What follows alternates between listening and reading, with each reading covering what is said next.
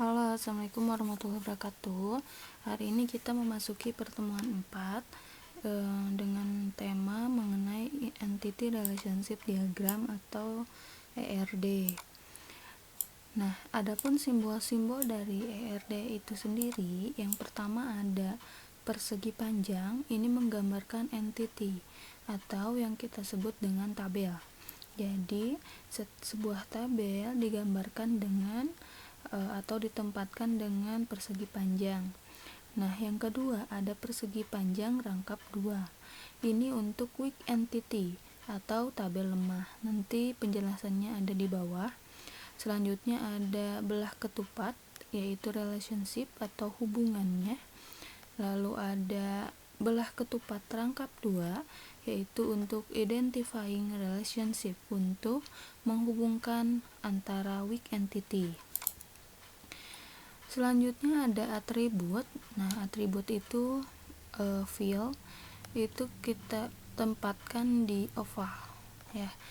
Nah, adapun untuk atribut primary key ini ditempatkan di simbol oval dengan garis bawah.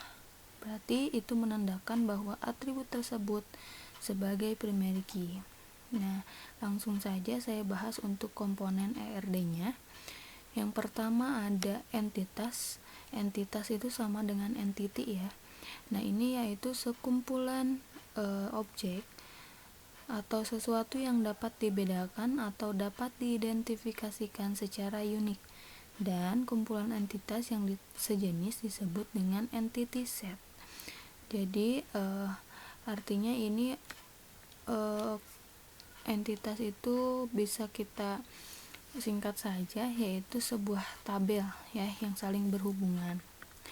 Nah, untuk yang keduanya itu relationship, yaitu hubungan yang terjadi antara satu entitas atau lebih.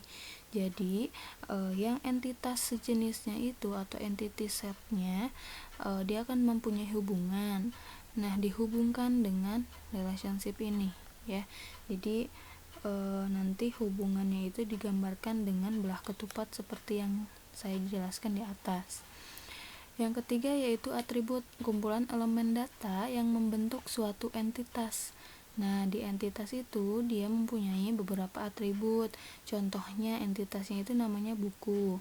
Atributnya itu kode buku, nama buku, penerbit, pengarang, dan sebagainya. Nah, ini ada entity set. Entity set itu ada dua jenis, yaitu strong entity dan weak entity. Seperti yang tadi ada simbol yang persegi panjang rangkap 2 ya, yaitu untuk weak entity. Yang tidak rangkap 2 berarti itu strong entity. Nah, yang dimaksud dengan strong entity yaitu entity yang satu atau lebih atributnya digunakan entity set lain sebagai key. Jadi kalau misalkan saya punya entity buku, sebagai primary key-nya itu kode buku. Nah, kode buku tersebut digunakan lagi di tabel peminjaman. Ya, berarti buku tersebut merupakan strong entity. Nah, yang kedua ada weak entity. Weak entity yaitu entity set yang bergantung terhadap strong entity set, digambarkan dengan 4 persegi panjang bertumpuk. Nah, contohnya misalnya ya, A adalah strict weak entity dari atribut-atribut A1, A2. AR dan B adalah strong entity dengan atribut-atribut B1, B2, di mana B1 itu adalah atribut primary key. Maka weak entity set direpresentasikan berupa tabel A dengan atribut-atribut B1 untuk A1, A2, dan sebagainya. Nah, untuk lebih jelasnya, berarti weak entity tersebut adalah tabel yang bergantung ya. Contohnya di sini tabel A bergantung kepada tabel B. Dikarenakan atribut A1, A2 sampai dan sebagainya itu ada ketika ada B1. Ya, contohnya nomor transaksi ya. Di transaksi itu tabel B, yaitu strong entity. Detail transaksi itu weak entity. Detail transaksi tidak akan pernah ada jika tabel transaksinya tidak ada. Ya, artinya si tabel detail transaksi itu bergantung pada tabel transaksi. Nah, itu pengertian dari weak entity. Ini untuk kelanjutan weak entity-nya, ya. Contohnya ini yang strong entity itu pegawai. Ini ada NOPEG, ya, memiliki tanggungan. Nah, si tanggungan ini tidak akan pernah ada kalau nggak ada pegawai. Nah, si tanggungan ini yaitu penjelasan dari pegawai.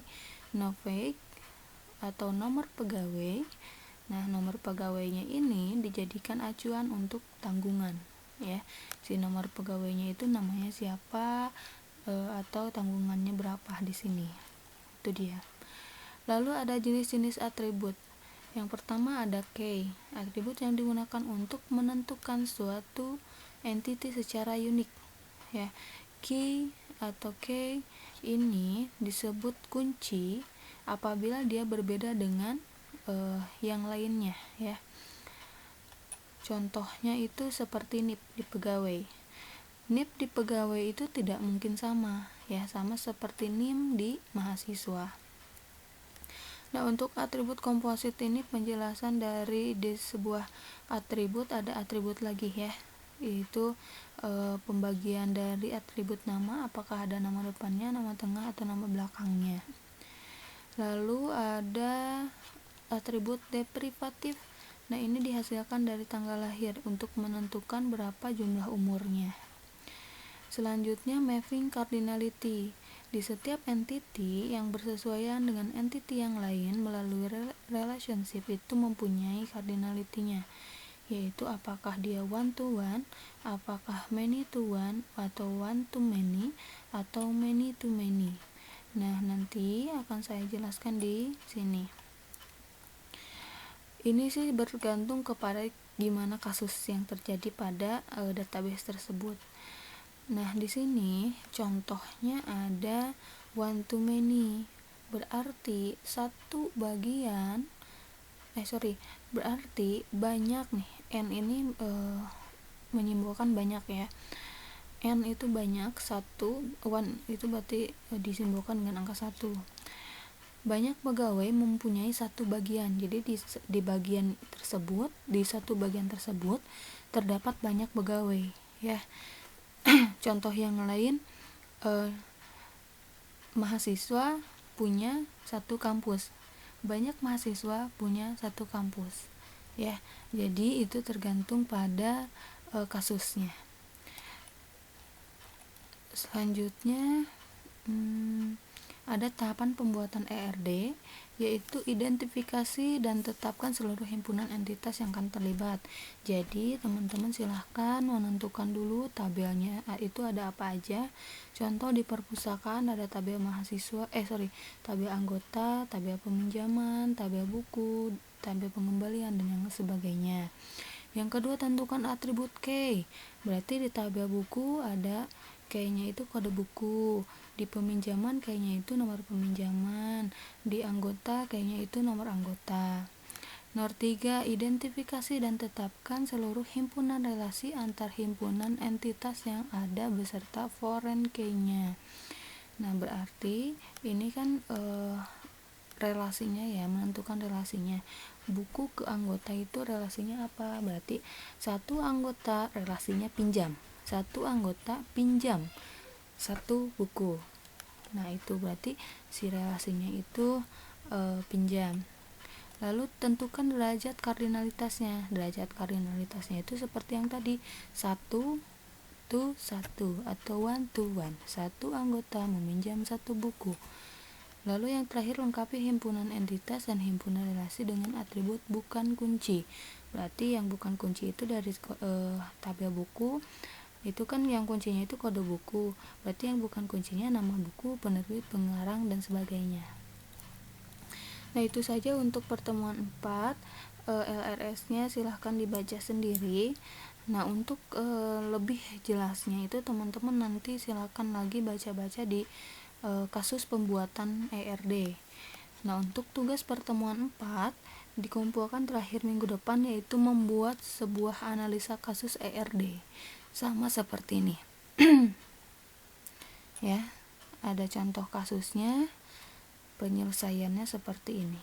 Lalu menggambarkan ERD sementaranya. Oke, terima kasih banyak. Wassalamualaikum warahmatullahi wabarakatuh.